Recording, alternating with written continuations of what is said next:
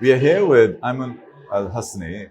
He's from Oman, one of my all-time favorite countries, and I've been going there for 25 years, and I just see the beauty of Oman, the heritage of Oman. But now, what we are celebrating is some of the growth and development and the transformation of Oman connecting to the future.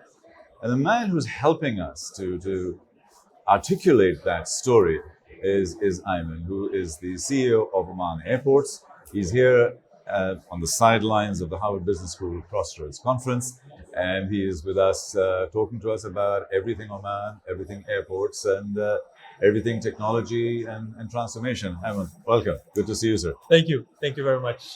Thank you for inviting me here in this amazing gathering. As you know, we've been through a very, tough and, strong roller coaster Yep. where we had to open Salalah Airport in 2015, Muscat and Duqm in last year, 2018. And we've changed the whole ball game of the aviation industry Yes. when it comes to airports. Nowadays, airports are like shopping malls. Yeah. They're no longer like just a bus stop or Yeah. or Yeah. a strip of runway and that's it. Yeah. So passengers now, they don't only buy the ticket if they're going transit in somewhere. They ask about the airport, Yeah. and they see what kind of services that the airport will offer. Yeah. So you just name it. The cleanliness of the toilets. They go even that Yes. much. 100%.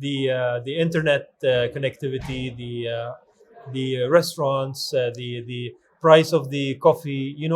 Everything that the offer the airport offers. I've had the pleasure of going through the airport a few times, and you're right. I mean, it's this omni-channel experience from a retail space, which I was actually finding there, which was very warm. Uh, but as I said in my presentation when I mentioned Oman, is how do we capture the soft side, the culture, and the heritage of Oman, and have this beautiful blend and balance and harmony of the future, but also stay grounded in history and culture. How do you balance that? Or do you balance that? Well, if you saw the airport, and I'm talking about Muscat Airport now, Yes. we tried to actually blend it with the culture and with the surrounding of Oman. Like if you go to Pier A, Yeah. you will see it, covered with the blue color because it's facing the sea. Pier B, it's actually directed to Yeah. the east of Oman, towards the desert, and it's the colors of that pier is yellow, Yeah. and the Pier C is green because it's going to the farms and greenery. If you walk in the aisles of the airport, you will see rocks, and those rocks, they actually gives the reflection of the wadis that we have in Oman. So we tried to blend the building Yeah. of the airport with the heritage and the history of Oman. I mean, Oman was there since the beginning of time, especially places like Salalah, for example, and to draw that element of culture. So for me, an airport is an airport which is functionally efficient, which I am sure you are. But for me to have a memory, and for me to have a desire, I would love to feel those things and smell those things, the oud and things like that, to get a really good feeling from that. And that to me is a differentiator. So that's the reason I was asking this question: Yeah, is yeah. how do we blend that? Well, see what we do in the whole year. We try to celebrate every event. Like for example, we celebrate Christmas, we celebrate Diwali, we celebrate the Muslim events.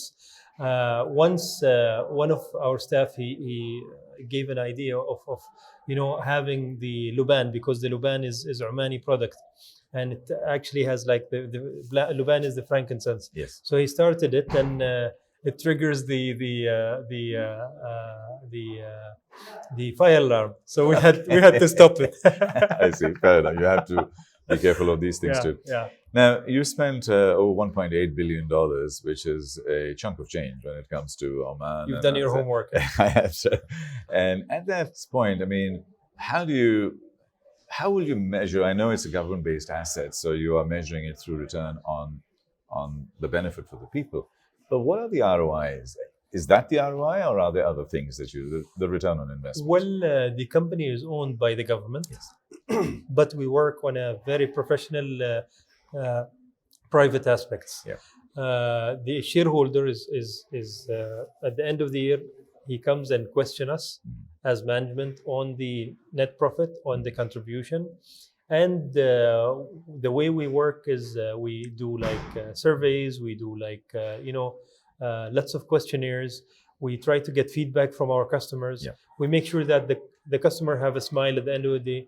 In every service that we give, actually there is like a rating pod to rate each and every service that the passenger gets, Right. whether it is after the check-in counters, security, immigration, food and beverage, duty-free. Yeah. So we work as a purely private sector company. And believe it or not, with this huge building, with having 100% cost extra from last year because of the big new Muscat airport building, Right. we're still profitable. Brilliant. Yes. If you look, move forward to the year, let's say 2025, and you look back, what are the top 2-3 things you would have achieved by then? Top 20. Today we've achieved number 18. Next year, our target is top 10 in Muscat and top 3 in Salalah.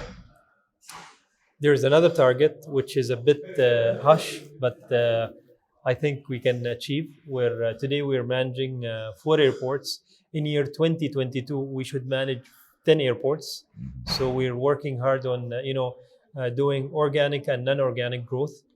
We're also planning on building the airport city around the airport, whether in Muscat or Salalah or Duqm or Sahar.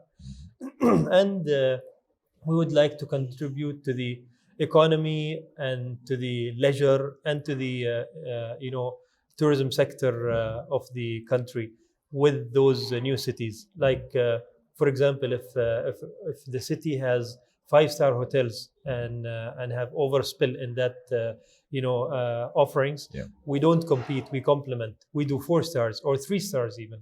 So what we would like to do in those cities is to complement the cities we're in, not to compete. You must be creating a lot of employment, both directly and indirectly. How is that impacting the community and the society? Well, we have the ICV, the in-country value, and we have the community service, and we have certain aspects which the government is actually waiting for us to deliver. One of them is the employment. In the airport today we have 30,000 employees in Muscat Airport only by itself.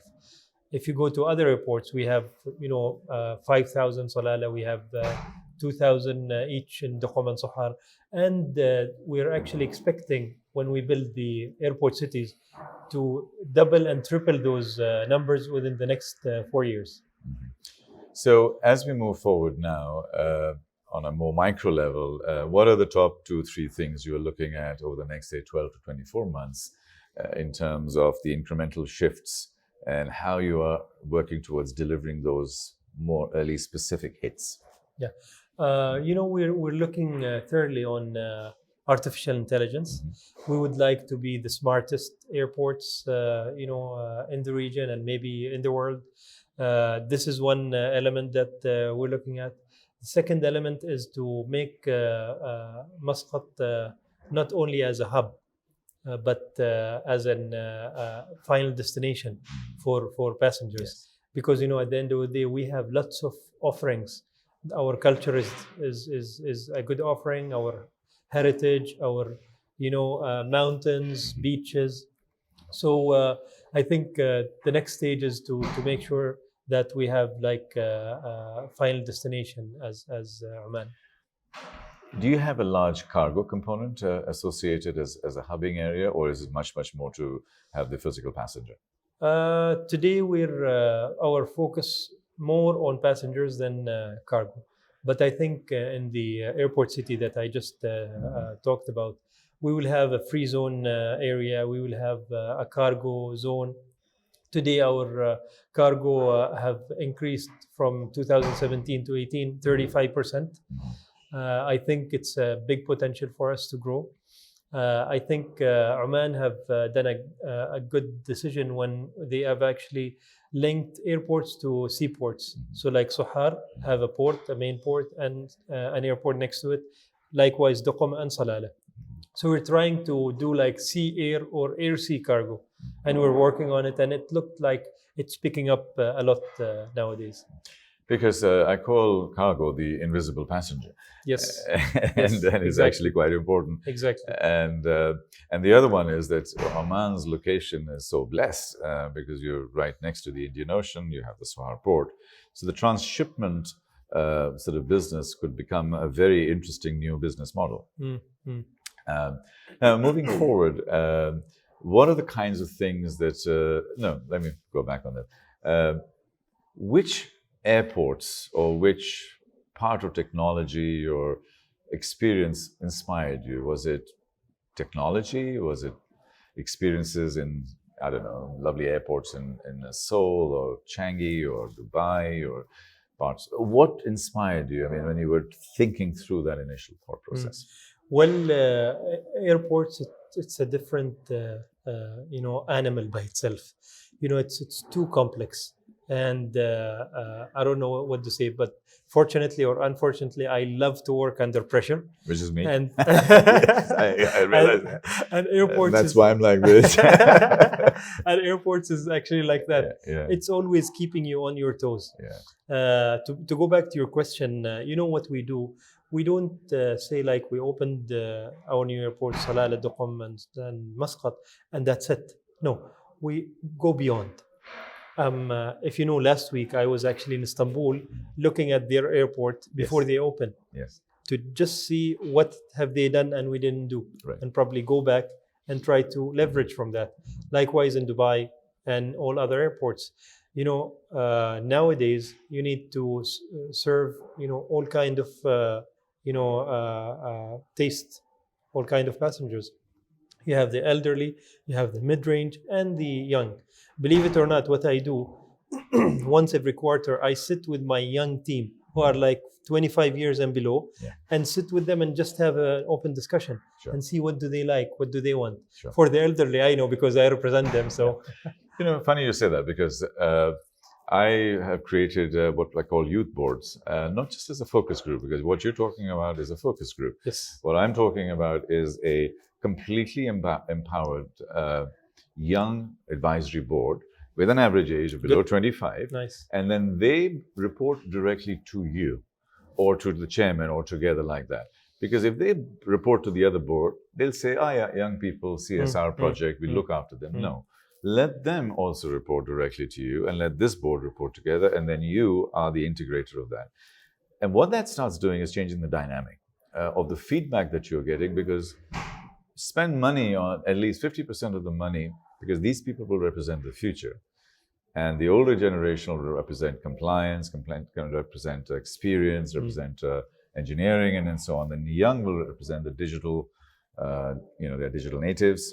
And they are also engaged in user experiences and so on. So I think it's both, and you would be amongst the earliest adopters of this globally, which could be a nice, new thing. No, I like the idea actually. The watch company Tag Heuer, they have a youth board. How old do you think is the average age of the youth board of Tag Heuer? Just guess. 18. Very close, 17. Wow. So you have a 69-year-old CEO and a average age of 17, because they said the watch business is going through an existential threat. Yeah. The 55-year-old CFO doesn't have a clue. The 17-year-old will decide where to spend the money. Yeah. The 19-year-old is to decide where to spend the money. Agree. And I think that's the kind of shift that's happening, because if you've created a new dynamic environment, these young people will help you to drive it. Totally agree. So is there anything that you would like to speak about that I may have missed in my questions? Any comment, any contribution, so that then we can wrap up? Lately, in the last 5 years, what made us different from other airports is like We've done every that you can think of. We did, restructuring, redoing our policies, procedures, HR manuals. Everything that you think of, we've done to make sure that we bring more talent, we attract talent, and we be different as an airport industry. I think what we need to focus on now is to make sure that we listen to our customers. And when I say customers, it doesn't mean only passengers. It means like airlines, concessionaires inside the airport, and everyone else. And we see what actually they would like to have in the coming future. I think the future is in technology nowadays. When they say that jobs will drop from the market, I think yes, some will do, but there will be lots of new invented jobs, and probably you'll be at home and you'll invent an app and you'll be a billionaire or a millionaire. And this is what happened with Facebook and Twitter and those kind of gadgets that we're using right now. Right. So Oman, as I said, was one of my favorite countries in the world to visit. It's a beautiful place, and you created a nice jewel in that beautiful environment. And I wish you all the best. Thank you. And I hope to see you, inshallah, the next time I'm there. Thank you. Thank you very much.